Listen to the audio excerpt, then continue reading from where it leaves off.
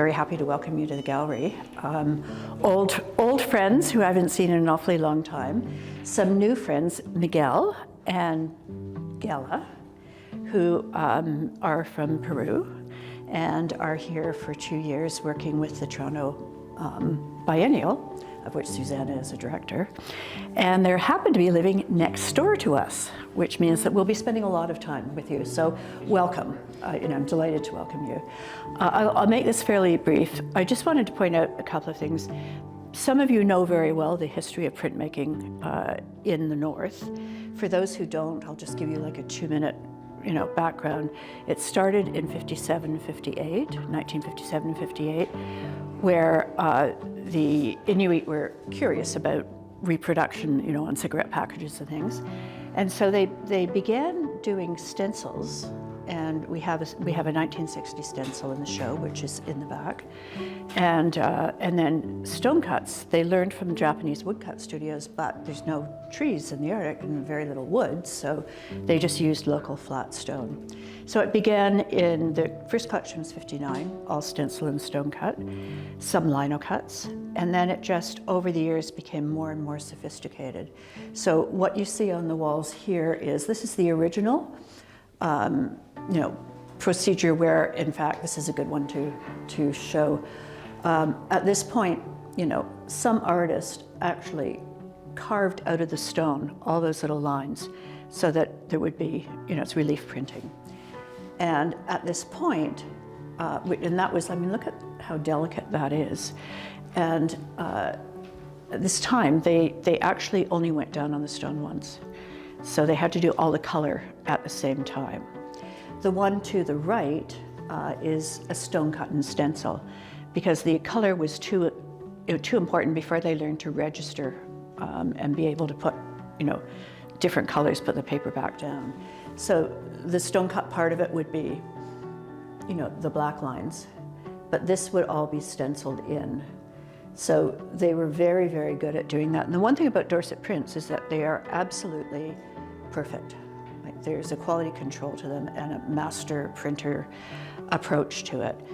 But what makes it fascinating to me, having these two shows at the same time, is that this is a collaborative process. One of the reasons why Jim Houston thought it would work well in the North is the Japanese technique was cooperative. Someone did the image, someone cut the block, someone else printed the block. So all of these, in fact, are a collaboration on different ways. The stone cut and stencil, which started it, and then in the mid-1970s, Terry Ryan actually bought Charlie Pachter's lithograph machine, whatever you call it, printer, and had it taken up by ship, and they started to do lithographs, which is a totally different technique, but equally, they're equally perfect. If you look at the outlines of that whale, where the artist's lines are, you can see his drawn lines translated into the print, or the fabulous colored blues here for a skidoo that's actually on the ice. And sometimes the printers would actually work with the artists, and at other times they would, they might have no interest. They'll look at the block and they'll look at the first one, but might not, follow it through. But they have to look at the first one to make sure that it is that they want. And then the magic of Dorset printmaking is they have master printers, and if you look at all 50 editions, which are hand pulled, there will be very little variation. So this has become, Cape Dorset really became known for prints long before it became known for original either sculptures or for drawings, but it is an incredibly collaborative process. The final one I wanted to point out to you are these two, which are the last of the techniques which were introduced, again by Terry Ryan, this in the 90s, where he brought a master printer up from Montreal, who would bring the plates north. The artists would come in a workshop and they would draw on the plates. He fixed them there. They had an acid bath there. Talked to the artists about color. Went back south with all of these heavy plates, or had them shipped down. Proofed them in 3 or 4 different variations and sent them back up for the artists to look at. and sort of decide what, which ones they thought were best. And then the plates came back down, and then he printed them, 50 of them in the APs, and then they had to be shipped back north to be signed, and then shipped back south. So it's a really intensive process, but some of the, and if you look at the ones in the back that are not on the wall, some of the most magnificent prints in my mind are the etching and aquatints, where you get that depth. But that really did not, these really did not start until, or get popular until the late 1990s and into 2000. So this show covers a range from 1960 up to fairly recently, all different artists, senior artists, younger artists. There's Annie's underwear, known as Briefcase, is out there, and so that leads into the other show that we're doing at the same time, because it is all about collaboration.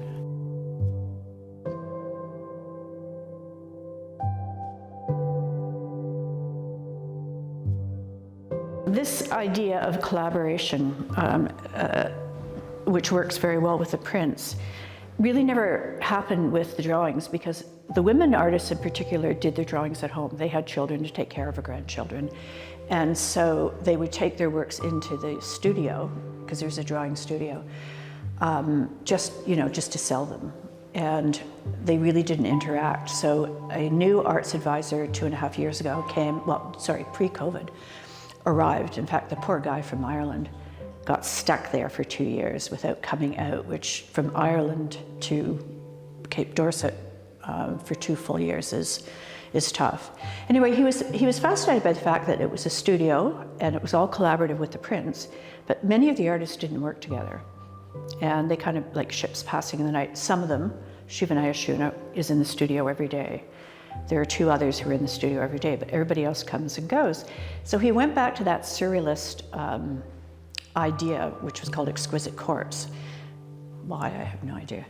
And decided to get them to do cooperative drawings. And what he did, we talked to him from Ireland last week. What he did was he would have someone start on the top, in this case, Shivana, and he had this kind of envelope thing. So he would mask it, leaving 1 inch, so that you could, the artist who's coming in could see what was going on. So you can see right at this line, Shivana gives away to Lucy Sila, who does this wonderful kind of freehand, work. And then at the bottom, the next artist comes in, and he didn't really interact with what was above in the way that Lucy did, in the way that they went through. So they all approached it differently. But according to him, it was so fun when they uncovered the whole thing, and they were all just so delighted with the project. So similarly, and this one is just so wild, I love it. Again, that would be Shivana at the top, and from here down, Ning would have seen just the neck coming down. So she did this great fish thing. And then I think this is terrible that I should have actually know how these are. The one on the bottom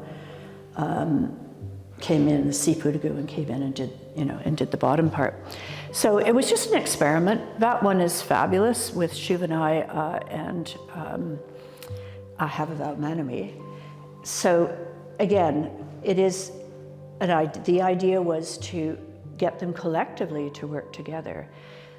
It was an experiment. Most of these drawings are made when Jordan was still there. There's a different advisor now who finished the project. They came into my hands, well, I've been seeing them over the last 3 years, but the final came into my hands 4 months ago. And it is just, they're so successful that, drawing collectors who've been buying Shivana, who've been buying, Havavau, are just, stunned by them because they work so well. And currently, Ning Yukluk is working, she's a senior artist with Samayu, who's a junior artist. They're working together on a piece. So the germ of this is taking on. Padlu is working a little bit with Shivana. So as I say, it's basically carrying on. So that's really all I have to say. It's all about the collaborative process, in Cape Dorset, which has been what has made such a success. And if you think about the Dorset studio, particularly the printing studio, started in '57, it is the longest running print studio in Canada. which is kind of weird on the southwest corner of Baffin Island, and when everything comes in by ship. But at any rate, that's sort of the end of my talk, unless anybody has any questions. I just wanted to give you a background. There are more prints that were not on the wall. There are more collaborative drawings that are not on the wall at the back, and one of us will be happy to go through them. So thank you all.